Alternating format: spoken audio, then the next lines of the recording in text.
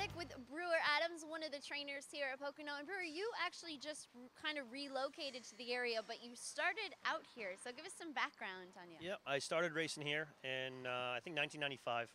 I was going to college at UMass, and my uncle had a stable of horses here, Artie Brewer, and I worked for him in the summers, and then during the school season I would come down here every Thursday night and race Thursday, Friday, Saturday, and then go home every Sunday for college. That's a lot of work. It's hard enough being a student as it is, let alone coming down here. How did you balance it out? What were you going to school for? I have a bachelor's degree in psychology, so I studied that during the week and then would race horses on the weekend. So when you graduated, you just decided to come back to this, or what were your options there? Yeah, actually the day after graduation, I moved right to Pocono and finished out the rest of the summer there and the rest of that meet, and then came back the following year. And where has your career taken you since then? Well, I was here at Pocono for 5 or 6 years probably, and then when they got the slot machines in Delaware, I moved to Delaware. Okay. And I was there probably the last 10 or 11 until I just moved back.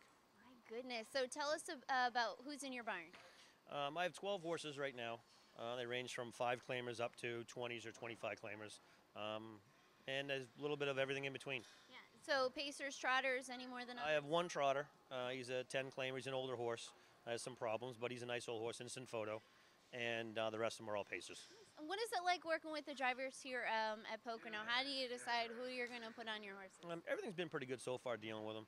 I start at the top and work my way down. So if you use the top 3 guys, and then if you don't get them, you go from there. And you actually do some driving yourself? A little bit. Yeah, a little bit here and there if I have to. Nice. A lot of work, though, training. So tell us, take us through your day. What is your average routine like? Try to get up early and get to the barn early. Since we race here in the early, afternoon, or late afternoon actually, you have to get here for 2:30 for your early LASIK. So you try to get done by 12 o'clock or so if you can in the barn, and get them fed lunch and put away, and then start your nighttime off when you have to race.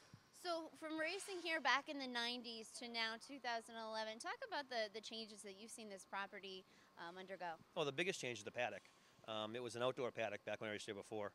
So the rainy days were miserable and the cold nights were miserable. But now we have a state-of-the-art paddock, and it holds all the horses. Before it would only hold 8 races, so you had to keep shifting them back and forth. But yeah, I mean, they did everything right. Yeah. So and the track as well. I know a lot of people talk about. The track's always been awesome.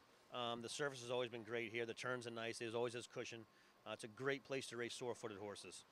Yep. And what would you say that you love about the sport that's kept you in it? Because we had talked a little bit off camera, and you were considering going to school for law. What brought you to it, and what keeps you coming back every year? Well, I hated school, so that's why I didn't go to law school. But really, just the excitement, I think. The anticipation of your horses racing, and you get to see your work you put in during the day every night. So if you put in a lot of hours and it goes well, then you get to see your results at nighttime. That's a really good way to It's look at it. instant gratification.